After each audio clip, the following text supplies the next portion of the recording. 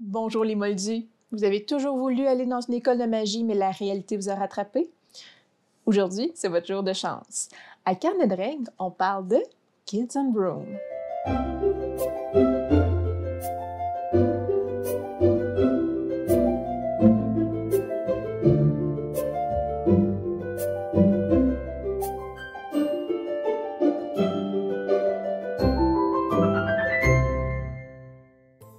Kids on Broom est un jeu de Renegade Game Studio qui fonctionne avec le système de Kids on Bike. Si vous n'avez jamais joué ni à l'un ni à l'autre, vous allez voir, c'est super facile. Premièrement, si on passe à travers la création de personnages, la première étape, ça va être de vous trouver une trope, un archétype pour votre personnage. Ensuite, vous devez trouver le niveau scolaire de votre personnage, ses forces, ses faiblesses, son familier et son prénom. C'est important de savoir que la création de personnages se fait tous les joueurs en même temps à la même table. À la prochaine étape, donc, tout le monde partage qui est son personnage, il ressemble à quoi, ses intentions, ses motivations, ce genre de trucs-là. Et ensuite, vous créez des liens entre vos personnages en répondant à des questions. Vous faites les touches finales de votre personnage, ses motivations, ses peurs, qu'est-ce qu'on retrouve dans son sac à dos, sa baguette magique, et vous répondez aux questions qui sont spécifiques à la trope que vous avez choisie, donc à l'archétype que vous avez choisi. Plus en détail, ça donne quoi? Les archétypes que j'arrête pas de mentionner se trouvent à la fin du livre du joueur et ils sont très simples. En fait, il y a très peu de description. Là. La description, c'est le nom de l'archétype. Avec chacun de ces choix-là vient la description des dés à chacune des caractéristiques. Quand on joue à Kids on Broom, on a 6 habiletés différentes. En anglais, Brains, Brawn, Fight, Flight, Grit et Charm. Je vais entrer sous peu dans les détails de chacune de ces caractéristiques-là, de ces habiletés-là, mais sachez que quand vous prenez donc un archétype, on va associer un dé à chacune de ces caractéristiques-là. Chacun va avoir un dé 20, un dé 12, un dé 10, un dé 8, un dé 6 et un dé 4. Vous comprendrez que votre meilleure statistique, votre meilleure habileté va être celle qui va être associée au dé 20 et la moins bonne au dé 4. Ensuite, pour chacun des archétypes, on propose en fait les catégories d'âge à laquelle cette caractéristique-là ou cet archétype-là peut se prêter. Il y a une suggestion de force particulière pour l'archétype, mais vous pouvez les jouer à l'extérieur de ça. Même chose, il y a des faiblesses qui sont proposées. Et il y a 2 questions à répondre. Donc, à la fin, une fois que vous avez mis en place un peu toutes les choses avec vos collègues autour de la table, vous répondrez aux questions de votre archétype. Comme j'ai dit, il y a 6 habiletés différentes dans Kids on Broom. Brain, donc tout ce qui est en lien avec l'intellect, fait référence à tout ce qu'on peut apprendre dans les livres. Si votre étudiant, vous considérez qu'il est bon à l'école, qu'il a de la facilité à apprendre, qu'il est capable de déduire facilement des choses, Brown, c'est tout ce qui a trait à la force brute. Donc, c'est pas nécessairement... Quelqu'un qui est bon en Brown ne sera pas nécessairement bon pour se battre. C'est 2 choses différentes, c'est 2 habiletés différentes.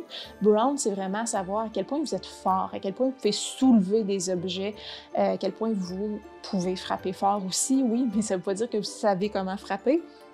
Donc, c'est vraiment ce qui est en lien avec la force en général. Fight, donc le combat, là, on est vraiment dans l'art du combat. Est-ce que vous savez vous battre? Est-ce que vous, même si vous ne maîtrisez pas une arme en particulier, est-ce que vous êtes capable de l'apprendre rapidement, facilement et de bien l'utiliser? Flight, c'est tout ce qui est en lien avec, on pourrait dire, la fuite. Donc, dans l'expression anglaise, fight or flight, donc combattre ou fuir. Donc, flight, on est dans la fuite. Donc, tout ce qui est en lien avec un peu la dextérité, mais donc, qu'est-ce qui nous permet de nous échapper, de nous faufiler. Et c'est bon pour tout ce qui est physique, mais aussi à l'oral. Donc, c'est détourner une conversation malaisante pour aller parler d'un autre sujet. Donc, à chaque fois qu'on évite un combat ou qu'on fuit un combat, on va être dans le flight. Charm, c'est tout ce qui est en lien avec le charisme, donc à quel point votre personnage est bon au niveau social. Est-ce qu'il est bon pour lire les émotions chez les autres aussi? Sentir, comprendre l'ambiance d'un endroit, la vibe de la place. Et aussi, dans ses interventions sociales, est-ce qu'il peut se faire des amis facilement? Est-ce qu'il peut duper des gens facilement? Donc, tout ça, on va être dans le charm, dans le charisme. Et finalement, grit, c'est tout ce qui est en lien avec la volonté. Donc, ça décrit à quel point c'est difficile de briser physiquement ou psychologiquement votre personnage. Est-ce que dans une situation tendue, vous allez garder votre sang-froid? Est-ce que si on vous torture là, en manigançant, en jouant dans votre tête, est-ce que vous allez sombrer? Donc, tout ça est en lien avec la grit, donc la volonté de votre personnage. Pour vous donner une idée, un des 20 dit que vous êtes vraiment super à ce niveau-là. Vous êtes, et de loin, là, une sommité en la matière. Et des 4, vous êtes juste terrible. Donc, c'est de loin vraiment pas votre force. Comment fonctionnent les jets de dés? Donc, si par exemple, votre personnage a un D20 en grit, donc en volonté, le maître de jeu vous demande de rouler, de faire un jet de dés de grit. Il va toujours vous mentionner le niveau de difficulté à atteindre avant de faire le jet. Donc, vous roulez votre dé et vous avez un dé 20, comme j'ai dit, et vous roulez un 20. Donc, il n'y a pas de coup critique dans le jeu, mais à chaque fois que vous roulez la face la plus élevée du dé, donc dans ce cas-là 20, vous pouvez rerouler le dé encore une fois et additionner tous les scores tant aussi longtemps que vous roulez la face supérieure. Ce qui permet à quelqu'un qui a un D4, mais qui a un niveau de difficulté de 8 à atteindre, ce qui n'est pas si difficile absolument, supposément, vous avez une chance sur 4 de rouler un 4 sur un D4. Donc, il explose, puis vous pouvez avoir encore une chance qu'il réexplose une deuxième fois, et comme ça peut monter. C'est comme si vous aviez vraiment là, la chance du débutant où ça vous montrait l'effort que vous mettez. Donc, il y a vraiment le principe des dés qui explosent sur la face la plus haute. Les mêmes statistiques vont s'appliquer pour la magie. Dans Kids on Broom, il n'y a pas de sort déjà écrit, prédéterminé. Donc, vous jouez, vous dites « Moi, j'aimerais suspendre cet élément dans les airs, l'arrêter en chemin, le bloquer, ou j'aimerais que ce miroir se transforme en vidéoconférence pour que je puisse regarder ailleurs. » Votre esprit, c'est la limite, en fait. Donc, vous pouvez faire ce que vous voulez et votre maître de jeu va vous dire quelle dé de quelle caractéristique lancer pour réussir votre sort. Quand vous lancez un sort, vous prenez le dé qui est sur votre fiche de personnage lié à la caractéristique, et vous ajoutez un D4. Pour tout ce qui est magie, donc à chaque fois que vous faites un sort, vous ajoutez un D4. Celui-là, par contre, n'explose pas. C'est juste quelques points supplémentaires pour vous aider. Donc, une fois que vous avez choisi votre archétype, que vous voyez dans le fond ces différentes statistiques et vous les avez mis sur votre feuille de personnage, soit en passant, c'est toujours possible de parler à son maître de jeu pour interchanger des statistiques si vous trouvez que ça correspond plus au personnage que vous aimeriez avoir.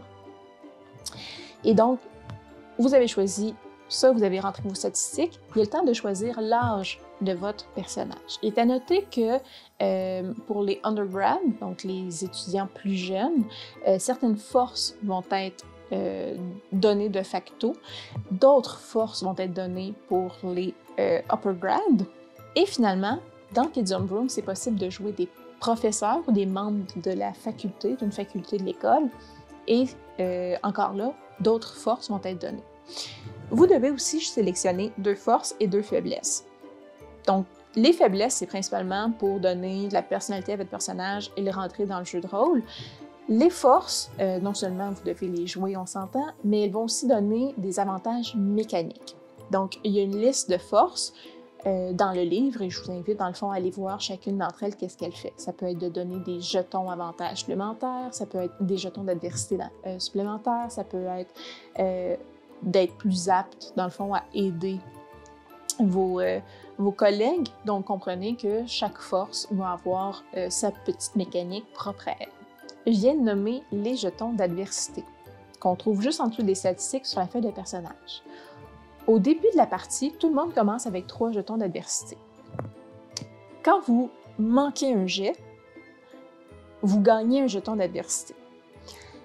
Vous pouvez utiliser vos jetons d'adversité pour augmenter votre résultat et atteindre la marque. Donc, je vous ai dit tantôt que votre maître de jeu va tout le temps vous dire la marque à atteindre.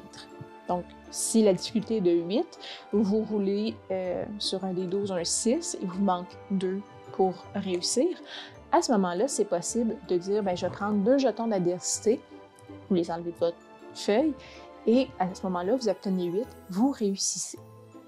Donc, même si le jet n'a pas réussi, vous ne gagnez pas de jetons à ce moment-là parce que vous réussissez au total avec les jetons que vous ajoutez.